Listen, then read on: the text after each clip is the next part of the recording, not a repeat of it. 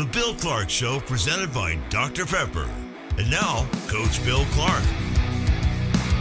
Welcome into the Bill Clark Show, presented by Dr. Pepper, Buffalo Rock, Pat Smith, along with Molly Robinson and Coach Bill Clark. Welcome into another program. Man, it finally feels like springtime, Coach. Yeah, it's here, warming up. Don't forget, how are you on daylight savings time? Are you for or against it? Yes, I'm for where we're about to head to. You like that? Would you like that for to be year-round? I would. So we're going to spring forward. Yep.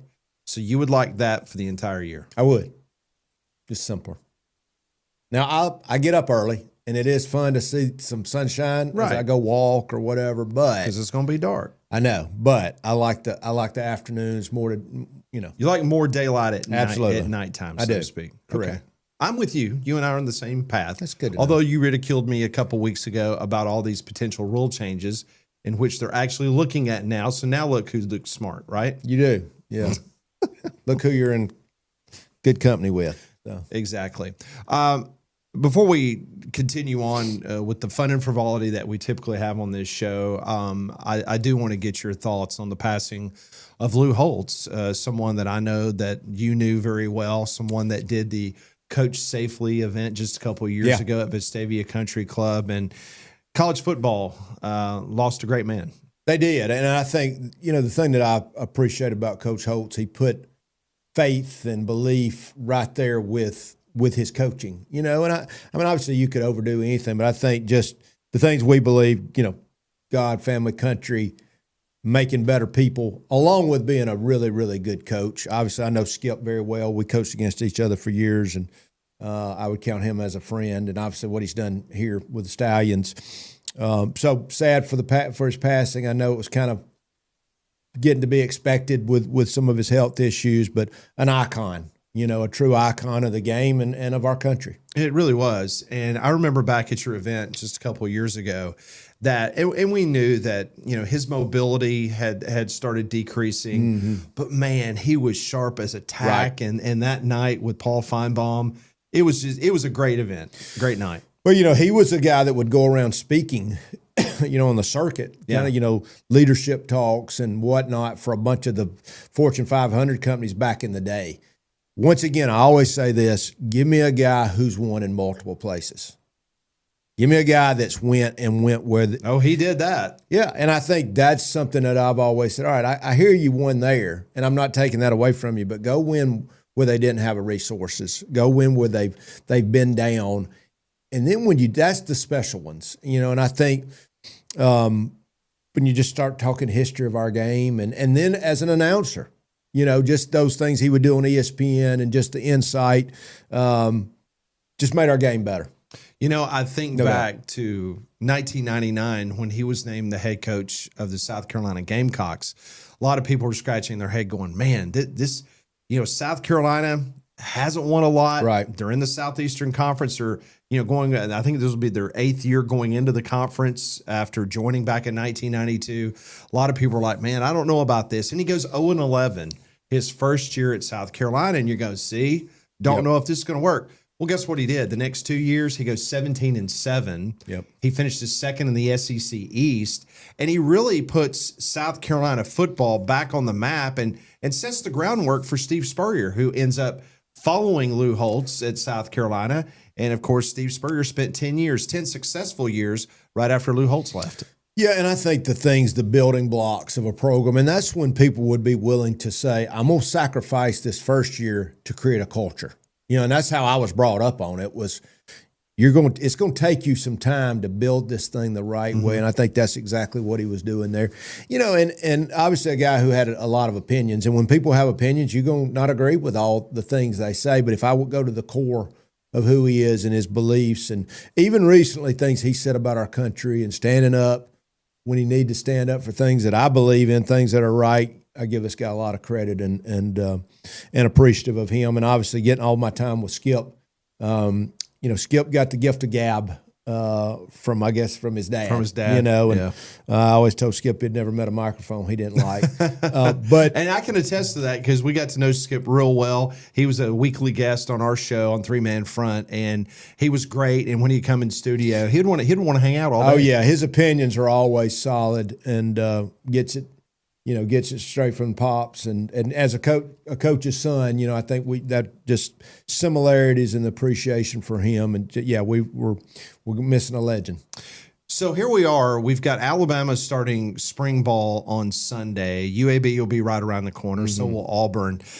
Take me back to your days when you got to the month of March. Yeah. Talk to us about that tingling you were getting about getting back together with your football team as you got prepared for spring. Yeah, and I think this is going to be some things our listeners will want to hear. We were a Tuesday, Thursday, Saturday practice. It was 15 days. And this changed as we went. Used to, you try to get every single inch out of every practice. We stayed, and you were at my practices, we stayed really physical with protect them.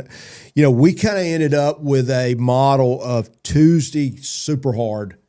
Thursday, we backed off a little bit, knowing we were going to have a really good scrimmage on Saturdays. And, if you can really have fun in this world of knowing what's coming, you know what is coming. Saturdays is coming, and that responsibility and all those things, but spring was still something we could really enjoy. You've had hopefully really good training January and February that led up to spring, so you're trying to find people. So for us, a lot of the practice would be, we went good on good every chance we could get. So Tuesdays would be every kind of situation you can think of, which would be inside, perimeter, skelly, team, down and distance situations, tons of individual, tons of pods where 3-on-3s and 1-on-1s, and along with all these fundamentals. Then for me on Saturday was we would go 1s against 2s and for a half. And then the second, which would be a scrimmage situation with the second half being a lot of scenarios like third downs. Put the ball at the 22, play the red zone, coming out. So you're getting to see a lot of great ball. And, how does that 2 when he goes against the 1? So we've seen 1s on once, and the depth chart's changing, but what does the 2 do against the 1? And so to get to see all those things was, as a coach, with all this pressure you got on you and all these other things, was fun. I mean, that's some of my most fun memories. I know this might be a germane question, but I am curious. So how different is spring ball as compared to the first few weeks of getting into fall camp? How different is that, or is it very similar? Very similar. We would say going into the very first scrimmage, about 8 days, it was basically spring. What we found, though, if we went Tuesday, Thursday, Saturday, which is what we were all raised on, where you really went hard, and I loved having X amount of practice before spring break and then X amount afterwards to really have that week off to really let their bodies heal up. But we even morphed into later with taking that Thursday. But if you do spring right, the physicality, that's when we really want to see the physicality, develop this toughness mindset, really, because once camp gets there, you just got to be more careful, And we were always as physical as we were. There was a lot of time talking about how to practice, how to stay off the ground. That's where we would find the injuries. We would always be really lucky. The things that always worried me was the tackling to the ground, and that's when some injuries go, or a ball goes into the, fumble a snap, and people are diving into the pile, and somebody getting their knee clipped and all those other things. But, if you practice it the right way, you can usually protect those guys. That was my next question, because I know that there's a fine line, because, there are some coaches nowadays, they don't even want to thud. Yeah. I mean, it's basically like a flag football practice. I understand, that point of view. I don't agree with it. But in regards to how physical you wanted to be in the spring, because I know you don't want to risk the opportunity of losing guys due to injury that might cost them a whole season, but you also want them to be prepared for the fall and the physicality that you're going to go through. Yeah, I mean, I think, and we've talked a lot about this, I always thought, and I'd get that a lot, there's one really tough team in this league. And I mean, that was such a badge of honor for us. Right. And and obviously I think some other people started maybe trying to follow suit, later. But I think we set that tone in the spring, yet constantly. And I thought that was the role of the head coach. I wasn't on the offensive side. I wasn't on the defensive side, even though I'm talking to everybody, and I'm standing behind there. I wanted coaches on the sideline as much as possible, but setting the tone that we are physical. and we talk about running the ball. Yeah. Running the football is a mentality. Stopping the run is a mentality. It's a physicality. It's understand how do you lock up. And this talking about a skill, having to lock up on a running back that's running full speed without going to the ground. How do you lock up on this guy and he's running at you full speed? Yeah. You got to bring your feet. You got to, and then the running back learns how to do it. And we would say if the guy's still, if you hadn't locked him up, he's still running, yet we didn't tackle him to the ground. So creating physicality, I controlled the whistle. Yeah. So I'm sitting there making sure it's run correctly, run with tempo. And we were at that time, and of course, I've had coaches, Coach, you're going to have to change the way you did it once you start losing some of these guys. But we would have 1s and 3s on one field for a little while and 2s and 4s on another field. Oh, wow. And split the staff. Okay. And, and I think any player, what does he want to know? I've got a chance. Man, we practice everybody. Now, somewhere in there, I would morph into 1s and 2s. And it was sometimes because it was hard to have a true 4 group. So 1s and 2s. So you'd go 1s for 4, 2s for 4, 1s for 4, 2s for 4. And then, then you might go to another drill. Maybe that was third downs, and you go to run game or whatever that is. And then this other group's on this other field doing it. Maybe there's GAs there or whatever it is. And, maybe you take a break after the 3s and don't, because the 4s don't have enough. Yeah. But that choreography of how does that work? How do we go with a tempo? How do we protect each other? How do we stay physical? It's like one of the things we do. Practice is over, go shake a hand. Because they hate each other. Yeah. I mean, you're going at this guy. Competition. This is competition. Yeah. And you're screaming for competition. And this play's got to win. This play, for us, it was like, all right, that play is over. Yeah. I mean, you scored a touchdown, get your ass back to the huddle. I mean, this isn't the game. Yeah. Now, in the scrimmage, you can have a little celebration, but right. You got the next play. And that's that mentality. How do we go the next play? Yeah. And you teach it. Oh, well. One thing is for sure, Smart Bank, great sponsor here. And these guys very well, especially since they came into Birmingham. Yeah, getting to get on the board with the guys from Smart Bank, a lot of those guys were at a bank I'd used previously, so their relationship was there. This is a relationship bank. I'm hearing as folks move over to Smart Bank, that's what they're seeing. It's all about the people. Got all the pieces of a big bank, but with a small bank feel. All right, let me ask you about schematics, because as you get into the spring, I suppose, let's say that you want to change whether, you're running a 3-4 on defense, or maybe you want to, do some different type things offensively. Yeah. Are these things decided before you get into spring camp? Because spring is obviously the precursor to what you're going to fully implement in the fall. Like, take us there in regards to the schematic aspect offensively and defensively going into a spring camp. Well, let's just say the other day I'm sitting there and I get a text from Coach Silverfield at Arkansas, and it says UAB 2018 run game. That's what you do. And I've had guys send me 2020 defensive cut-ups. So they're sitting there that's what you do. You're studying what fits us, what's different, what do we want to add just a little bit. So before you get into your spring camp, if you're looking at the potential of, hey, you know what, I liked what Miami ran in 2015, 100%. Then you've already got that cut up. Oh, yeah. You've already got with your coaches, this is the direction we're going in. Yeah, and there's maybe, hey, we're going to go visit blank. Okay. The problem. Now, when would the visit go? When will the visit happen? You would love that to be maybe you see them at the AFCA and say, hey, we're going to bring 2, 3, 4 teams want to get together. We want to see how you're doing anything. And this was before you would go to your spring ball. That's this would right. all be done. Okay. So then you get to practice it, to your point. Hey, let's go play with it. Let's go play with this one little thing. Or it could be a monumental change, but you would love to get it to go into spring. And now, of course, with these big turnovers on rosters, it's humongous. You're seeing all these new guys, new faces. Who are they? What can they do?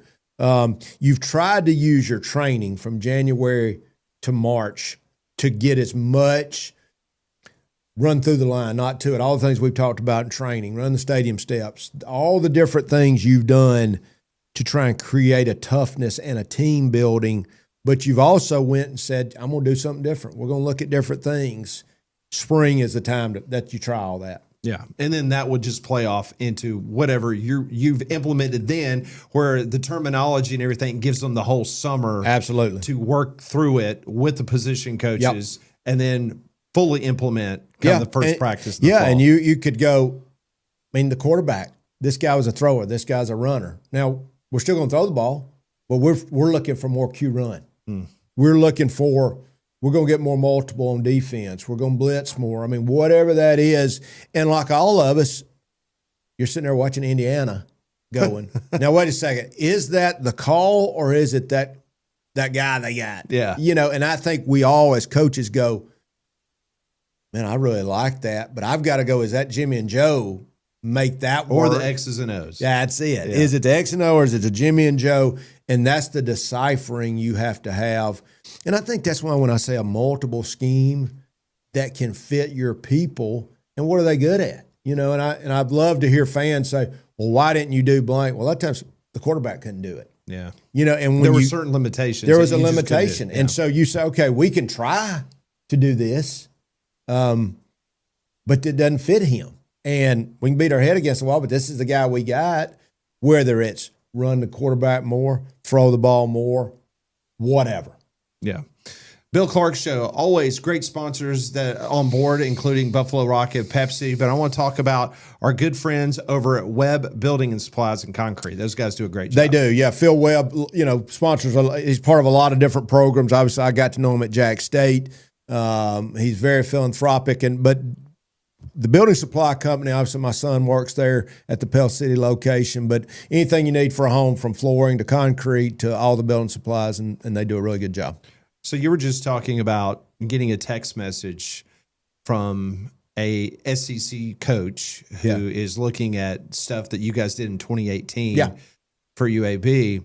I'm sure that there are plenty of examples because you guys were extremely successful at UAB. That happened a lot in regards to guys reaching out and wanting a certain aspect from what you were doing offensively or defensively? Yeah, I would get a lot of defensive things, but the things that I would hear, I would find out from my guys, especially as they went other places. What'd you do in the summer? What'd you do? Y'all were always so tough. Let me ask you this: what is the etiquette when it comes to that? Like, for instance, does a head coach at another program, if they like something that you did, and you're not in the same conference, obviously, but let's just say that they reach out. Do they reach out directly to you, or if they've got a contact on your staff? Like, what is the protocol in regards to you trying to have a discussion or give somebody a little bit of information, not the whole playbook, but just that's a great question. Well, let's just use, obviously I know Ryan well. Larry Smith, who played for me, coached for me, is on the staff. So I'm sure as they go look at, and we were doing some really cool run game things in 2018 off the counter tray, reading the backside, throwing hide routes, and but a lot of times you got a guy on your staff that was on that staff because there's so much out there. And he said, Coach, I'm telling you what we did in 2018 or what we did in 2020. But I've just had that so many times through the years, and it may be one piece. It may be how you did something in practice. It may be, and a lot of times they've got a guy off your staff. Now, when I was coaching, we would get it all the time. I'd get a screenshot. Oh, we're watching you against so and so. And one of my guys might send it back. We're watching you. Or whatever. But I think if you got a guy off the staff, especially on your staff, then you got a real insight to why they did what they did, and that's just, that's how you grow. Yeah, I was just curious in case, there was a situation out there where, maybe not a coach, assistant coach for you, but an assistant coach somewhere that is just trying to be a nice guy, and then he might, give something away. Yes, that maybe the head coach might not have 100%, been okay with. And it was an innocent mistake. Right. But perhaps that happened. And that's why I was curious about the protocol. If a head coach needs to contact the other head coach. And then, it's a borrow and steal business. Oh, it is in radio too, Coach. Yeah. Anything that one radio show does successfully, another one is going to grab and do. Oh, yeah. So. We're 100% it's that. And it's funny how in coaching you help each other. And now I tell the story as a kid. I would go to a dad to maybe an Alabama because they'd have the All-Star game or Auburn. There was no sharing. And so I brought up on this. If you went and you knew a guy on the staff, like I said, Dad met Emory Ballard and drives out to Texas in 69 or whatever, 70, wherever that was before Alabama got it. That's the only way you could get it. Yeah. I remember him bringing back Delaware wing tee, literal film that he was going to have to ship back. He drives out there, which shows you're interested, and you meet them somewhere and they go, okay, come on. I mean, it was secretive. Yeah. I mean, you didn't give stuff away. And so, but once the evolution of the video and there's so, we were all very protective. And then finally we're like, everybody's got everything. Yeah. Now, you don't want to give them your practice film. Right. But then if they get a guy off your staff, they got anything you got. So it just becomes, that's just part of it. Well, Coach, they just have to show up at food fair and with a video camera and they can get all your practice. Exactly. It's happened. That's why you put, at least let's cover our practice up. But that's what I always say. I'd say, okay, who is this high school coach, our coach that wants to happen to come this week? Yeah. I had never heard of him, yet the week we're playing so-and-so, he just happens to want to come to our practice. Why are there all those guys standing on the second floor of the Ullman building with a camcorder watching Coach Clark's team practice? That's weird. It's weird. I'm like, I can't see up there, but I'm worried about it. I was worried for you. Yes. I was like going, this is just common sense here, people. Yes. Let's cover this stuff up. Well, let's see. It's kind of, those games are kind of important and people get hired and fired over it. So maybe they might try and get your stuff if they possibly could. That is a pretty good idea. Well, a pretty good idea is the way that you come in here on a Donahue Chevrolet Tahoe each and every week. Makes all of us very jealous, and you got it clean, so I'm proud of you. Hey, it's been said, a lot of people say you keep your car cleaner than about anybody I know. I do a really good job keeping it clean. No, I appreciate our friends at Donahue. They do a great job. Obviously, they got all the Chevy products and love those. My family's loved those for years. We used them at UAB, and they take good care of you at Donahue. Ridiculous deals Ridiculous. everywhere. Yeah, just crazy. Speaking of ridiculous, with Landrum not here. Yes, exactly. And you can tell the show is like flowing better. Yeah, very, very serious. Yes, without very, Landrum. very much so. Speaking about serious, I do want to take our remaining few minutes, Coach, and talk about just and I'm going to brag because I know you won't do it because that's not the way you are. But every time I pick up something in the world of sports news, I'm reading something about Coach Safely. And what you guys are doing nationally, I'm hearing rumblings about the state of Indiana. You guys have already done stuff in Louisiana, Arkansas, Georgia, obviously here in the state of Alabama. Tell me what's going on, because I mean you're all over the place. Yeah, in fact, we go Monday to Louisiana. We're in the process of there'll be our bill from Alabama, state law in Alabama. We'll go to Louisiana. They're going to recognize Dr. Andrews. Governor Landry's going to recognize him. Talk about Coach Safely. We're going to drop our bill. Hopefully we get our Alabama law moved over into Louisiana. Excellent. Talked to Governor Braun today from Indiana. He has interest. So hopefully this thing starts taking off where we get our law and get Coach Safely, our course across the nation. We'll have an app. We've got an app that's going to drop this week. We've just partnered up with Georgia. Of course, you saw the Kirby Smart, David Pollock video. Brent Key at Georgia Tech. We'll have our course with the Georgia Park and Rec, which is over 100,000 members. Don't have the law yet, but I think we're going to get what we need out of it. So going everywhere, once again, safety, heat illness, concussions, mental, all the things, so they will play. In the app, when that launches, it's going to be at everybody's fingertips. I've taken the course myself, coaching out in Trussville on my laptop, but now you're converting everything where you can be able to have it at your fingertips. That's right. You'll have an app. We're in the process, just like everybody, working on AI. I mean, imagine you could go on AI and ask a question that a Dr. Andrews, Dr. Kane, those kind of folks that we're associated with could give you an answer on something that you're dealing with on the field. Yeah. Or what do we do about lightning? What do we do? So have that with video. We're moving. Obviously a great cause. Very proud to be part of it. Thank you for you being part of it as well. Oh, no, listen, it's a fantastic organization, and coachsafely.org is the website, and coming soon, that app, and everyone needs to pay very close attention to that. Before we get out of here, I do want to tell you, you had recommended the 1980 documentary on the Winter Olympics and the hockey team, and I watched that last week. Oh, my gosh.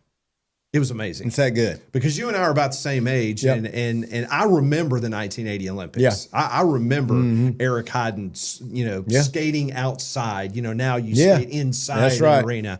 He was skating outside in front of Lake Placid High School, and just everything about the hockey team. That was just so cool to watch. Was I sit here and look at Molly, our youngster, but just the fact that you can go and go, oh, wait a second, what was that like?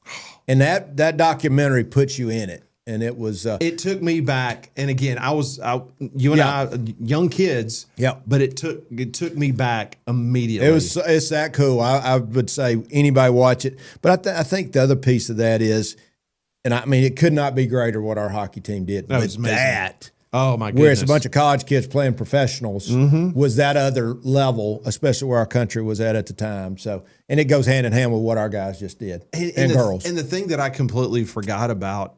Lake Placid, New York being so small. Yeah. And them doing the opening ceremonies in an equestrian, like literally an open pasture. Yeah. I was just like, right. You're never going to have that because it's all corporate now. Right. But just and seeing the Americans and the Russian hockey players in the player lounge playing video arcade games. Playing video games next to each other, while the rest of us hate each other. But you got the two hockey players that's standing there waiting for Gallagher or Space Invaders. Yeah, watch Miracle in that, or especially if you were back during that time. But even then, even folks like Molly. Our youngsters. Listen, Molly's a great American. Molly. Oh, absolutely. Molly would enjoy it tremendously. Yes. And she would get something out of it, unlike Conrad Van Order. But that's a completely another story for another time. Well, our time here is done for the week. Another great show, Coach. Yep. And we look forward to catching up with you again next week. Thanks to Jimmy Lee, Buffalo Rock, Dr. Pepper, all the great folks that sponsor this program each and every week. For Molly Robinson, I'm Pat Smith. That's Coach Bill Clark. See you next time on the Coach Bill Clark Show. This has been the Bill Clark Show, presented by Dr. Pepper.